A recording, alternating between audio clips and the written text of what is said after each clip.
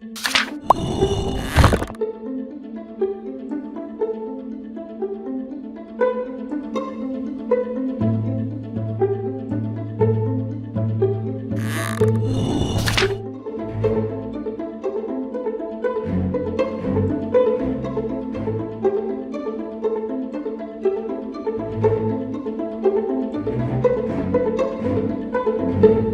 podrían ser más importantes, porque incluyen los temas que tienen que ver con los asuntos públicos.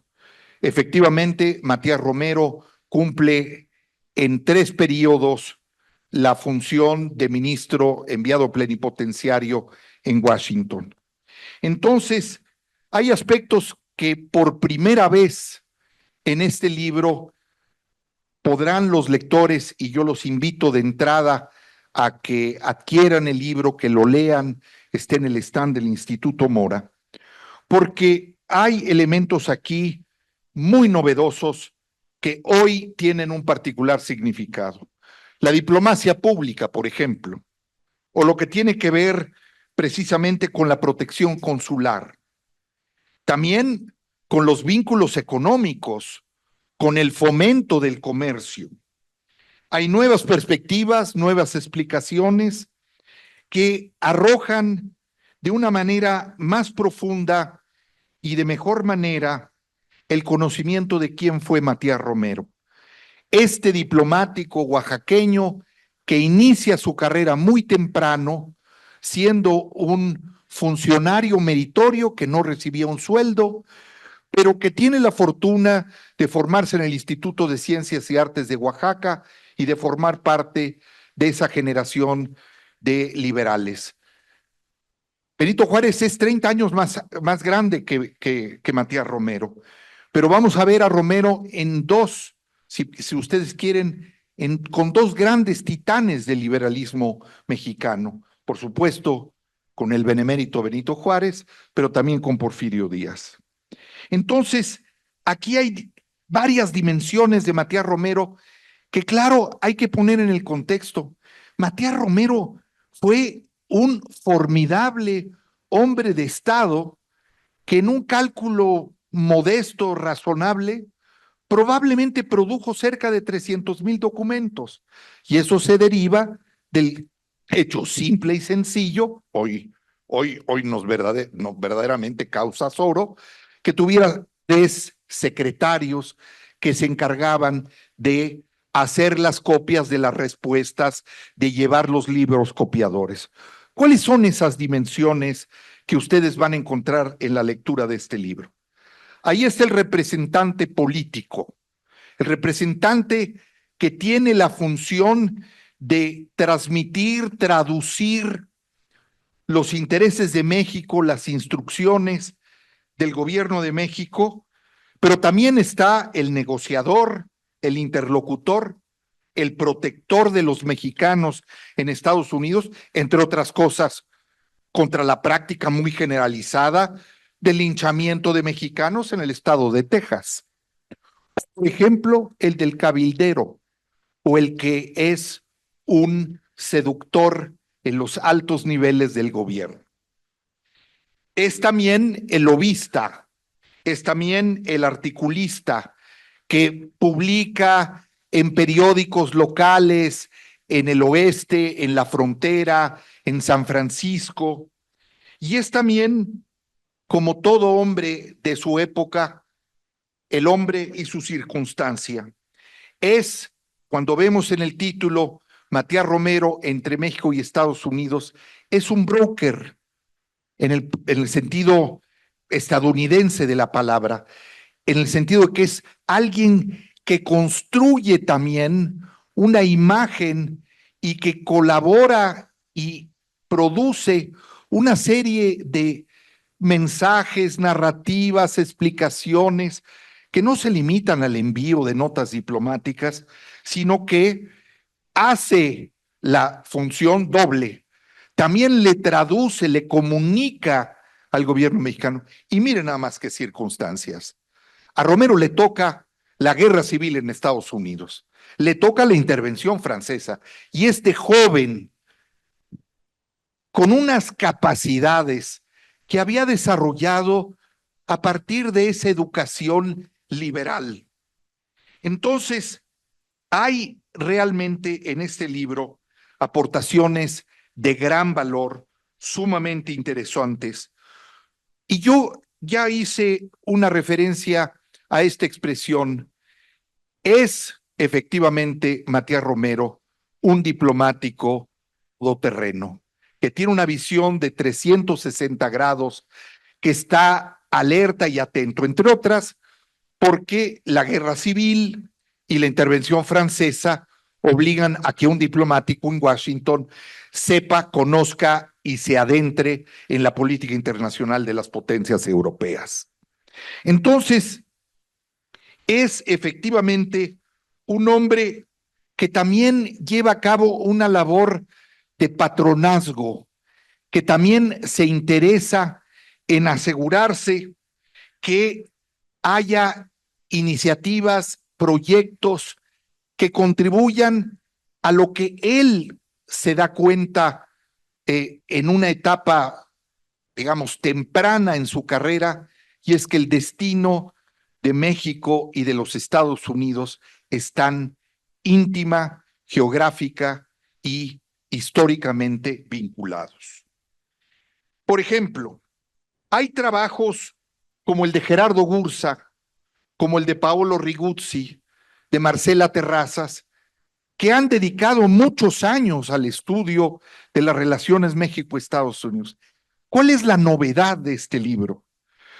Uno, porque se abordan temas, decía yo hace unos minutos, a partir de nuevas fuentes. Hay un archivo familiar al que se referirá Gerardo, que se ha puesto ahora a disposición mediante un proyecto con el Instituto Mora y que estará en acceso para ustedes en unas horas. El trabajo de Gerardo sobre las iniciativas de la colonización. Hubo momentos en donde Matías Romero incentiva, promueve que haya colonizadores estadounidenses que vengan a México. Pensemos también en las presiones que había que llegaran colonizadores que venían de la derrota del sur en los Estados Unidos, esclavistas. Entonces, hay tremendas evidencias en este libro sobre las habilidades de Romero para justamente aprovechar, atenuar, favorecer, introducir una dinámica. El trabajo de la doctora Ana Rosa Suárez. Hay libros de Ana Rosa Suárez publicados por la Secretaría, por el Acervo Histórico Diplomático, que es interesante sobre cómo sobrevivir a las intrigas en Washington, que resultan verdaderamente fascinantes para darse cuenta de la estatura del hombre de Estado que era Romero. Romero es muy celoso de sus funciones.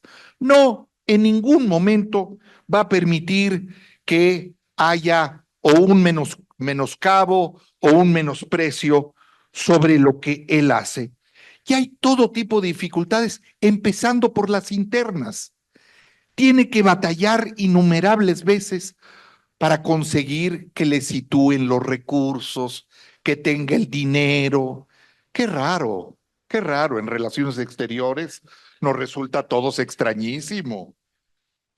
Son constantes las dificultades para conseguir esos apoyos y él siempre mantiene que a pesar de los pesares hay que mantener el buen nombre de México, la dignidad, el decoro y las convicciones se traducen en acciones de tenacidad y de una función clara de cómo servir. Hay momentos en donde escribe, comunica a México su desesperación, en donde dice, necesitamos avanzar para poder atender el interés, hay que trabajarlo. Y por ejemplo, vemos algunos ejemplos que son ahora bajo una nueva luz y fuentes primarias documentales, Matías Romero lleva a cabo la primera labor de integrar una red de abogados que sirven en los consulados. México tiene apenas en ese momento 2 consulados, pero consigue que algunos abogados sean abogados consultores que contribuyan a defender, ya se podrán imaginar, casos que tienen que ver con impago, la violación de contratos y otros. Luego, hay también un trabajo como el de Mónica Toussaint, que ya había trabajado sobre este tema, pero que tiene una nueva aproximación. El Matías Romero empresario. A Matías Romero en los negocios le fue pésimo, pésimo. Quiso ser un empresario cafetalero y escogió el Soconusco, con un pequeño detallito, que su socio era José Rufino Barrios, quien era ya entonces el hombre fuerte de Guatemala y con el que a la postre, para bien de México, va a negociar el Tratado de Límites con Guatemala. Las aventuras que ya habían sido esbozadas por don Daniel Cosío Villegas en un artículo hace muchos años, pero le debemos agradecer a don Daniel Cosío Villegas que el archivo personal de Matías Romero esté hoy en el Banco de México, y es un señor archivo. Pues ahí también vamos a encontrar a Romero entendiendo, como oaxaqueño, que las fronteras de México son integrales. No es la frontera norte únicamente, es la frontera norte y la frontera sur, y las dos fronteras vinculadas e interaccionando. Entonces, aquí los temas que hoy nos parecen, digamos, de actualidad, lo eran en su momento. ¿Qué no Romero conoció de primera mano algunos de los proyectos de intercomunicación, perdón, de comunicación interoceánica? Por supuesto, conoció los apetitos de los estadounidenses en relación al Istmo de Tehuantepec. Pero eso tiene que ver entonces con sus aportaciones. El acervo histórico diplomático tiene en los papeles de Romero una mina de oro sobre cómo se desarrollan los puertos, cómo impulsar las líneas navieras, cómo justamente favorecer o fomentar, por una parte, las exportaciones o también la zona libre en la frontera, que tiene que ver con Tamaulipas. Entonces, es un libro de una tremenda novedad, de una tremenda aportación, escrito por los mejores, más competentes y más experimentados investigadores de este periodo de la historia de México y que ya han publicado con el sello editorial de la Cancillería. Me voy a detener un minuto más antes de concluir. El trabajo de la doctora Laura Muñoz es pionero. Pionero, ¿por qué? Porque va a centrar su atención no solo en Matías Romero, sino en Lucrecia Allen, su esposa. Y el trabajo que Laura destaca proviene de esa correspondencia en donde su esposa es su gran colaboradora, su gran cómplice, que le ayuda justamente a hacer el trabajo de cabildeo. Y semana con semana, Luca Allen o Mrs. Romero invita a la residencia en la calle 16 y cómo se imaginan el decorado de la mesa, cómo introducen eso que hoy identificamos como diplomacia pública, en donde es algunos de los símbolos, algunos de los elementos de la identidad mexicana, pero que en un momento introduce el chocolate, el mole, etcétera. Entonces, hay en esta obra aportaciones verdaderamente importantes para la figura de Matías Romero y vuelven a reafirmar con enorme contundencia que es el diplomático mexicano que tenía, por supuesto, por derecho propio, que llevar el nombre de la Academia Diplomática. Piensen ustedes, yo he debatido sobre esto. Hay quien me ha dicho, no, la Academia Diplomática debió llamarse Isidro Fabela, con todo respeto y toda mi admiración por don Isidro, pero estamos hablando, en el caso de Romero, de un gigante de la diplomacia. Y este libro apunta hacia un elemento muy importante. Romero hoy, en el 2024, hoy, de cara a la revisión del Tratado de Comercio con Estados Unidos y Canadá, hoy, en el momento del mundo, es un libro que tiene un factor de oportunidad y de relevancia. Y como no voy a ocultar mi entusiasmo, les voy a decir, no se tarden, corran al stand, cómprenlo y arrójense en sus páginas porque van a encontrar elementos sumamente interesantes que los va a interpelar. Muchas gracias. Bueno, el entusiasmo con el que mi colega habla de Matías Romero es muy contagioso, sin lugar a dudas. Te lo agradezco mucho. Ahora vamos a darle la palabra al doctor Gerardo Gursa Lavalle, profesor investigador del Instituto de Investigaciones, doctor José María Luis Mora. Voy a leer una breve semblanza de él antes de pasarle la palabra. Es licenciado en Historia por la Facultad de Filosofía y Letras de la Universidad Nacional Autónoma de México, así como maestro en Historia Moderna y Contemporánea por el Instituto de Investigaciones Dr. José María Luis Mora y doctor en Historia por la Universidad of North Carolina at Chapel Hill. Actualmente es profesor e investigador en el Instituto de Investigaciones Dr. José María Luis Mora. Es especialista en historia de Estados Unidos en el siglo XIX y también ha publicado trabajos sobre las relaciones México-Estados Unidos durante el mismo periodo. Ha fungido como catedrático en el Instituto Tecnológico y de Estudios Superiores de Monterrey, la Universidad Nacional Autónoma de México y el Instituto Tecnológico Autónomo de México. Es especialista en historia de Estados Unidos en el siglo XIX y también ha publicado trabajos sobre las relaciones México-Estados Unidos durante el mismo periodo. Over to you. Sí. ¿Sí se escucha? Sí. Bueno, muy bien, muchas gracias. Pues agradezco muchísimo a Jorge Álvarez por la lectura tan atenta del texto, por el comentario tan cuidadoso y tan favorable que por supuesto pues agradezco muchísimo. Y antes que nada también quiero agradecer al embajador Aschentrup por la oportunidad de presentar el libro en este foro. Que bueno, fue algo que siempre los autores del libro siempre quisimos. Nada más apropiado que presentar un libro sobre Matías Romero en el Instituto Matías Romero. Así es que es un placer estar aquí.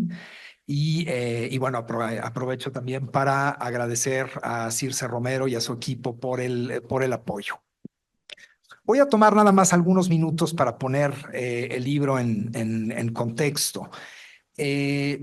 Este libro tiene origen en dos circunstancias muy afortunadas. La primera es que la Asociación Civil Documentos y Correspondencia de Matías Romero decidió hace algunos años explorar la posibilidad de publicar un fondo que habían conservado.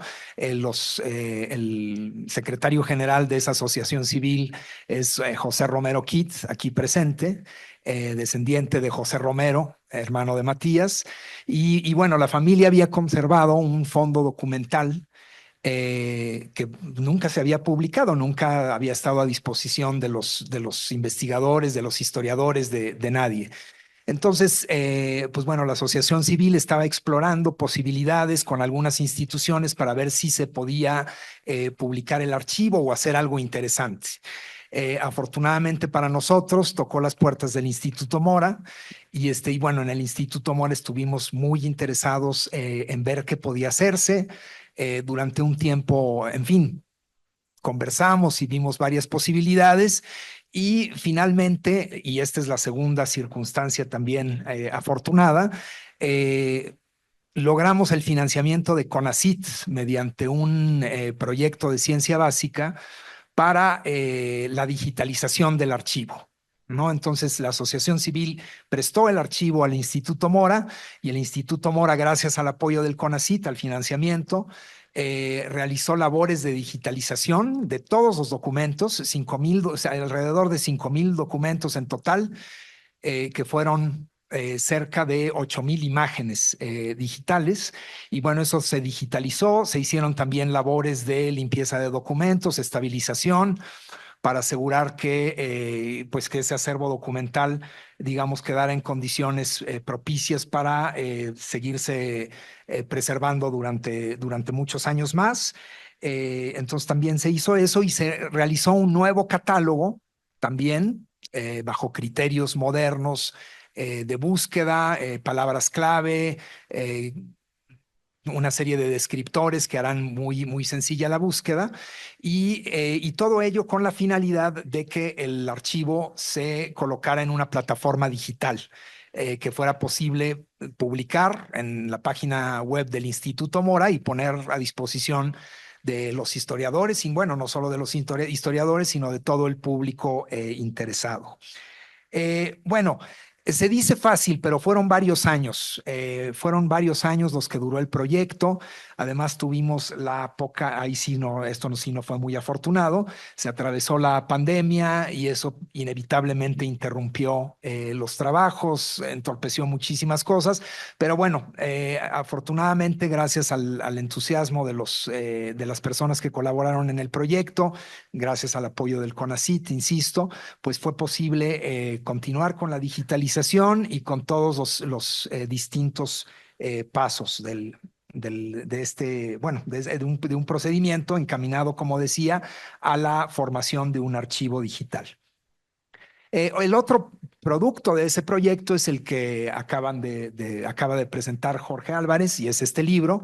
Y como ya comentó Jorge, pues bueno, ahí aprovechando la digitalización de los documentos, pues sí, un grupo de historiadores, de colegas que habíamos tenido ya algún antecedente de trabajo en la amplísima gestión diplomática de Matías Romero, pues propusimos algún trabajo nuevo que pudiera aprovechar la disponibilidad de estos nuevos materiales y de esta forma, pues sí, generar, digamos, pues sí, conocimiento novedoso. El archivo, de esta manera, los primeros que pudimos verlo fuimos el grupo de investigadores. Y bueno, pues lo aprovechamos lo más que se pudo. Obviamente también no es que los ensayos estén basados de manera exclusiva en el nuevo archivo. También, por supuesto, echamos mano de archivos anteriores, archivos muy importantes como el del Banco de México, que ya mencionó Jorge, como el mismo que se encuentra en la Secretaría de Relaciones Exteriores, por supuesto. Y entonces de ahí pues salió este libro también que apareció ahora sí que casi que el último día de 2023. Entonces esos fueron los dos productos del proyecto. Ahora, en cuanto al archivo, les comento rápidamente algunas características para que puedan darse una idea, pues sí, de qué es lo que se va a dar a la luz. Es un archivo, como decía, de 5,000 documentos, aunque también hay algunos impresos. Entre esos impresos, ahí sí todo lo que era la correspondencia se digitalizó por completo. Y en la colección de impresos, ahí sí se hizo una selección porque había algunos impresos que, digamos, eran fácilmente disponibles en otros repositorios o incluso digitalmente en HathiTrust o en fin, algunas de estos grandes repositorios digitales que hay. Pero bueno, se trata de un archivo sobre todo de correspondencia recibida. No están las copias de la correspondencia que el propio Romero respondía a sus corresponsales, sino es solo la correspondencia recibida. Y bueno, son cerca de 700 corresponsales distintos. Entonces es una variedad de personajes muy grande que van desde Sebastián Lerro de Tejada, Porfirio Díaz, Pantaleón Domínguez, José Navarro, quien fue cónsul en Nueva York durante muchísimos años, En fin, Pedro Santacilia, que era un cubano muy importante y que se convirtió luego en su yerno. En fin, son muchos los personajes con los que sostiene una copiosa correspondencia y bueno, esas cartas están en el archivo. Ahora, es importante señalar que se trata de un archivo complementario. No es un archivo en el que quede agotado un tema. Digamos que la separación, de hecho, de este fondo, del resto del corpus documental que legó Matías Romero, el grueso del cual está, insisto, en el Banco de México y en la Secretaría de Relaciones Exteriores, la separación de ese, digamos, de ese grueso del archivo no está basada o no estuvo basada, al parecer, en un criterio, pues sí, muy fijo, muy racional. Parece haber sido algo caprichosa.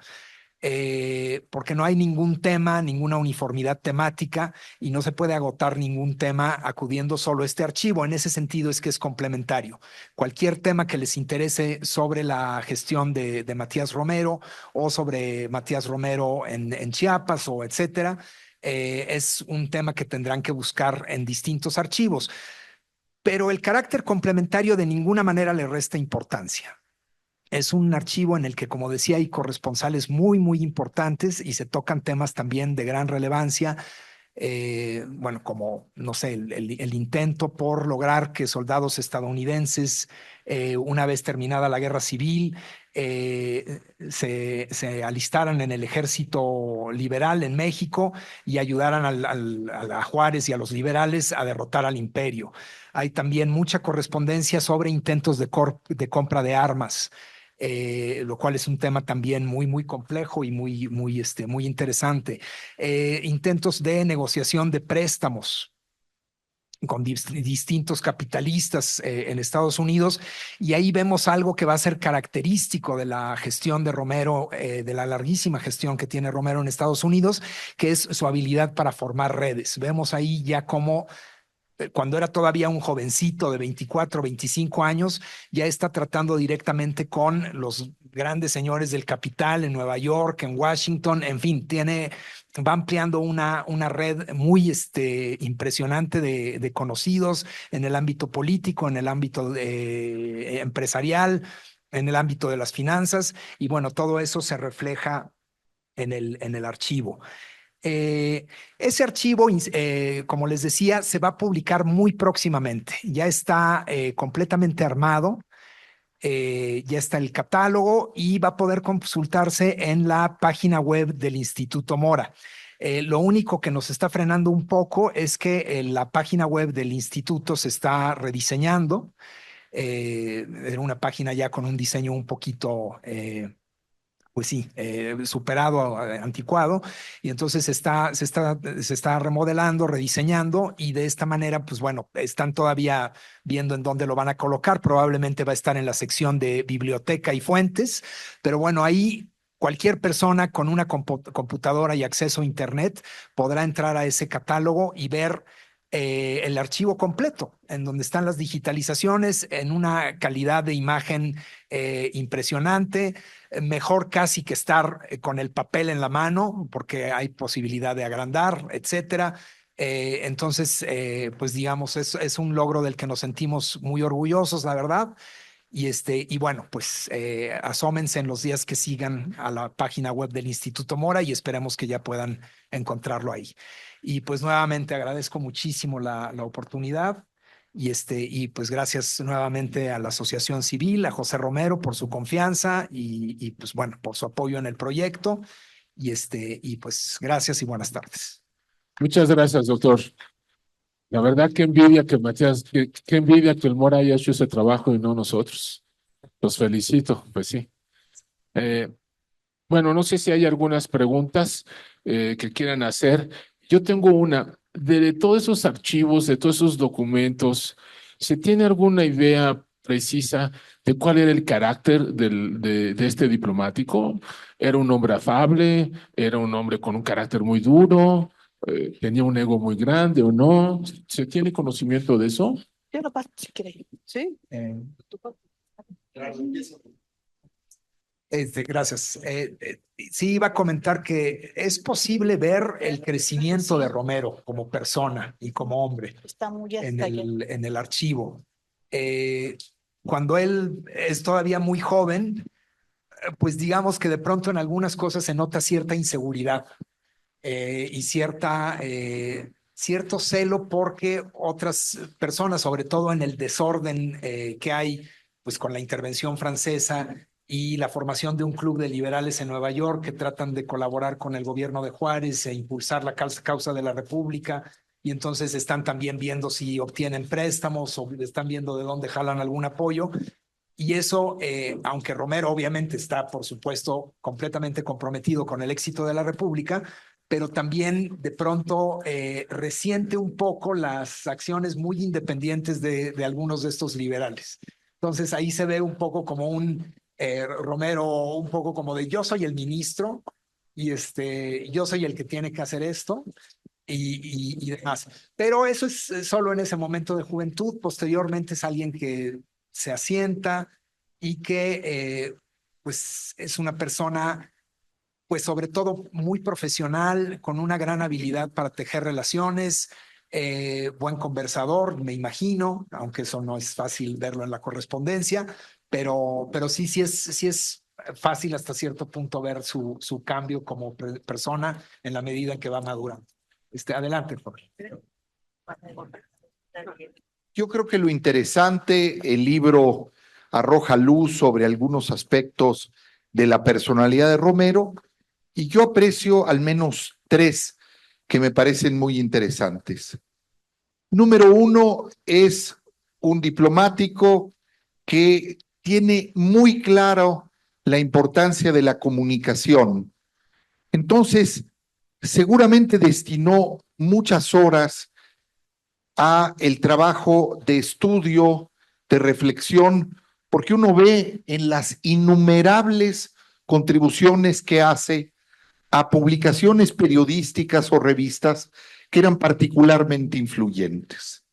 Y al mismo tiempo es un hombre que con una gran tenacidad está sorteando todo tipo de obstáculos en la comunicación con México. Me voy a detener en un ejemplo y que se refiere también a una publicación que apareció recientemente en ese periodo al que se refería Gerardo hace un rato, y es que este proyecto se lleva a cabo en los años del inicio de la pandemia del COVID-19.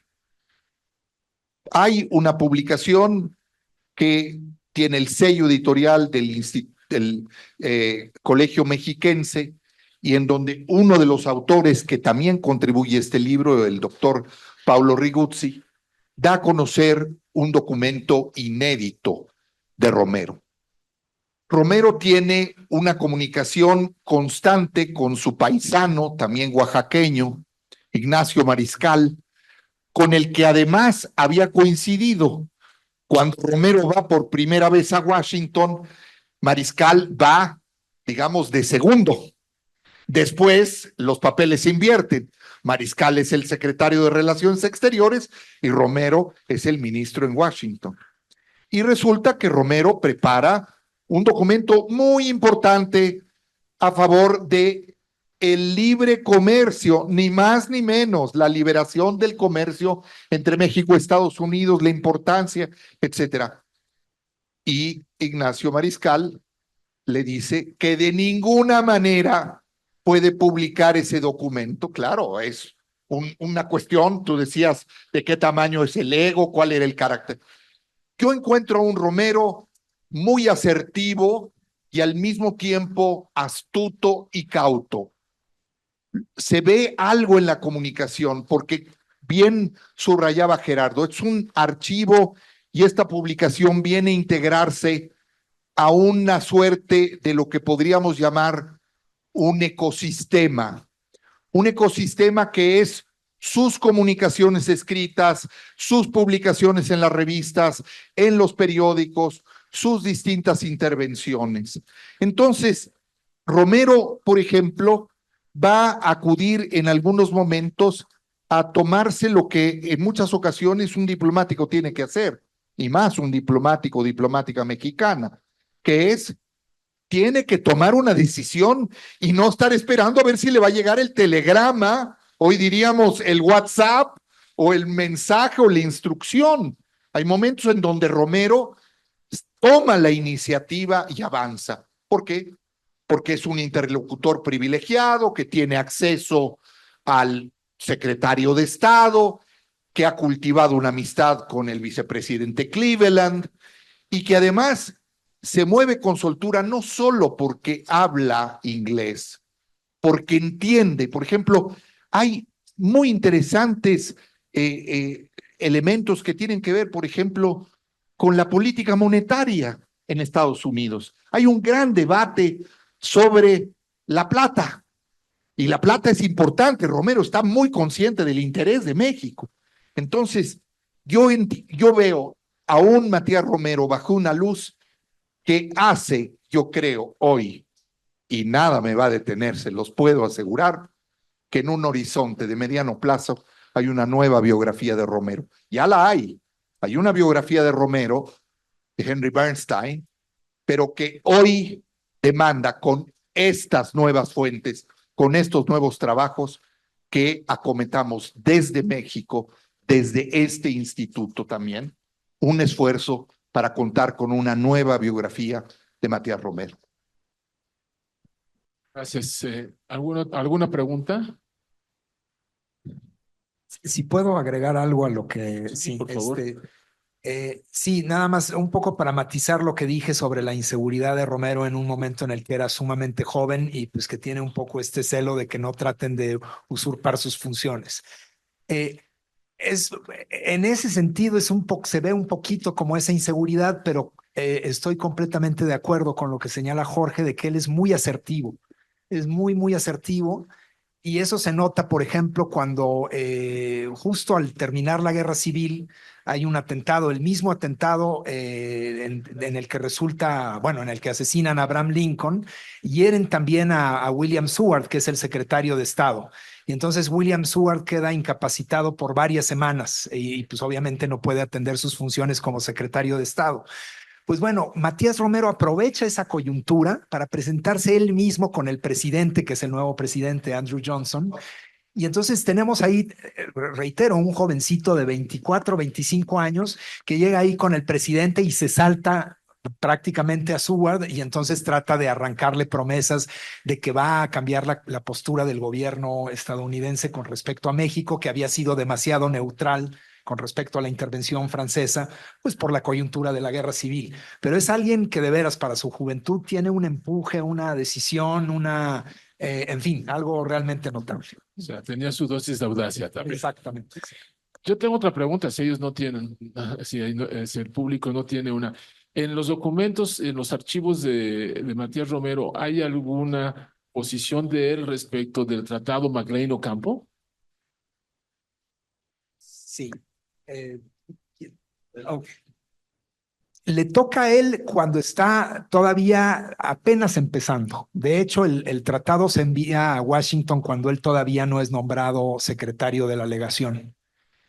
Y él va a Washington cuando están creo que es José María Mata, el que está intentando que se apruebe el Matías, más bien, el MacLean Ocampo, perdón.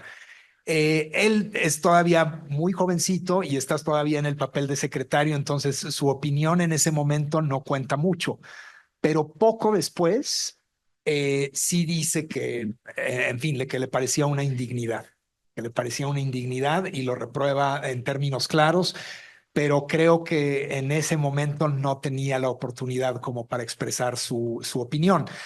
Hay un par de años después otro tratado que ese sí ya le toca a él, que es el Corwin doblado, en el que también había, sin ser tan, digamos, tan ambicioso ni comprometedor como el MacLean Ocampo, pero en el que también se empeñaba la venta de las propiedades que se le habían confiscado a la iglesia. Y entonces ahí Romero también es bastante crítico del tratado. Ahí él ya es ministro y ahí sí se atreve a decirle al ministro de Relaciones que le parece una venta mal disimulada. Entonces también tiene, digamos. Interesante, claro. Exacto. Bueno, pues, a ver, por favor. Sobre este punto, al menos en las lecturas de este libro y de otras, yo tengo para mí dos elementos. Uno, Matías Romero se beneficia del trato de primera mano que tiene con los que van a ser los protagonistas.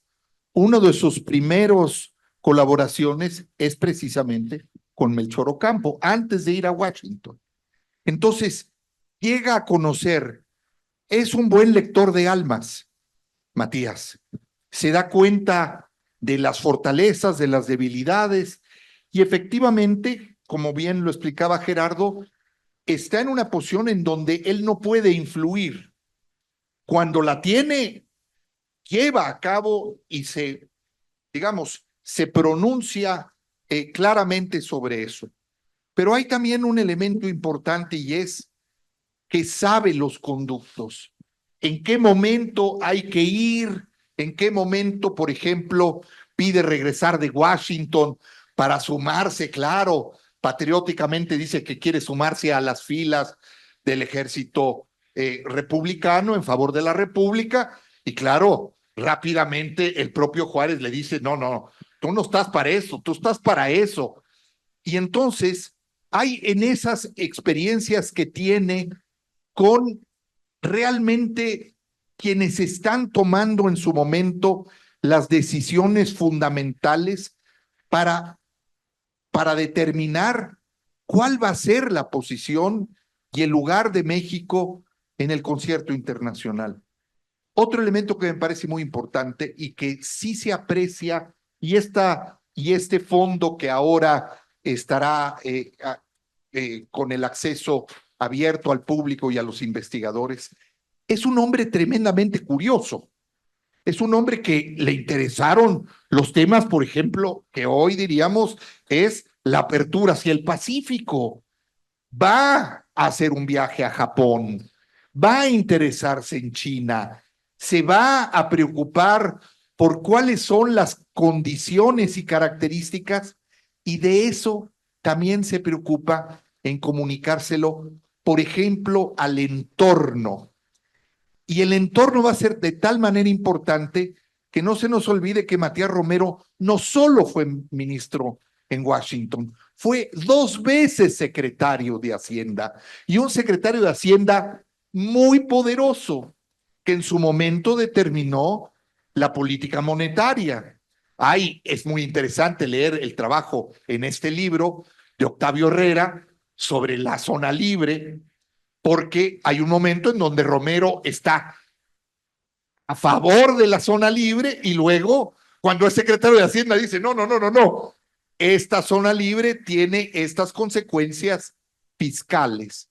Entonces, si un diplomático tiene un arma fundamental, que es la comunicación con la verdad, Romero es eficazmente un protagonista, porque además sabe captar la atención, obtener el oído. Ya no digamos, muerto, fallecido Benito Juárez, ¿no es Romero uno de los primeros en estar en el apoyo a la revolución de Tuxtepec? No, se mantiene con cierta distancia, prevalece, se impone el proyecto, inicia el largo periodo de don Porfirio y sigue teniendo esas cualidades para poder acceder, para poder conocer y muchas veces recordarles a los protagonistas dónde está el interés. El interés de México en Estados Unidos o con las repúblicas americanas. Es un actor de primer nivel en la Unión Panamericana. Le toca también ser eso al final. Entonces, sí hay unos elementos tremendamente interesantes y que creo que ahora las ventanas, las aproximaciones, las investigaciones han reunido hoy un nivel de avance y de madurez que sí apuntan a que podamos reencontrarnos, descubrir a Romero, encontrar a ese diplomático que tiene esa visión global, que se interesa y que se interesa por el México que le toca vivir, y que llega un momento en donde además sus interlocutores son todos. Los interlocutores son el secretario de Estado, el vicepresidente, el presidente, los dueños o los editorialistas de los periódicos, pero también le escribe a todo el mundo. Le escribe al gobernador de Oaxaca y le da consejos y se refiere al tema que tiene que ver con ciertos productos, y entonces apoya y secunda los avances en la modernización de la industria nequenero en Yucatán, y se preocupa por el mango y los aguacates y una serie de cosas. Y uno se pregunta, ¿y a qué horas se daba tiempo este individuo de estar sentado en medio de una serie de recepciones y de actividades que él claramente ve como parte de su trabajo y que lo hace además con bastante entusiasmo? Yo siempre he pensado, por las imágenes que tenemos, aquí tenemos una que es muy conocida, yo tengo para mí que Romero, como buen oaxaqueño, tenía más de 3 personalidades. Y una de esas personalidades, creo yo, era la de un hombre que sí sabía reír de sí mismo, que sí sabía muy bien quién era en su estatura física, intelectual, moral, y eso se ve en la calidez de sus comunicaciones. La manera en que se refiere a su sobrino, que fue prácticamente como su hijo, porque Romero y Luca no tuvieron hijos, la manera en que se cartea, porque en ese momento es cartearse y enviarse. La tuya del 26 llegó a mis manos y me encontró y estaba yo postrado. Hay un elemento también muy humano de un siglo XIX, que es un siglo que nos apela de una manera muy interesante hoy en el siglo XXI. Aquí espero que de aquí todos salgan romeristas, porque Romero, si se arriesgan, no los va a dejar. Muchas gracias. Muchísimas gracias a ustedes dos, doctor, y a ti, embajador, por esta tan interesante conversación sobre un gran diplomático mexicano. Y quiero agradecer también aquí al oso o al familiar de, de, de Matías Romero por haber facilitado estos archivos que nos permiten asomarnos a este gran hombre, a este gran diplomático mexicano. Y les agradezco mucho. Y bueno, a ustedes también les agradezco por haber estado acompañándonos y muchas gracias.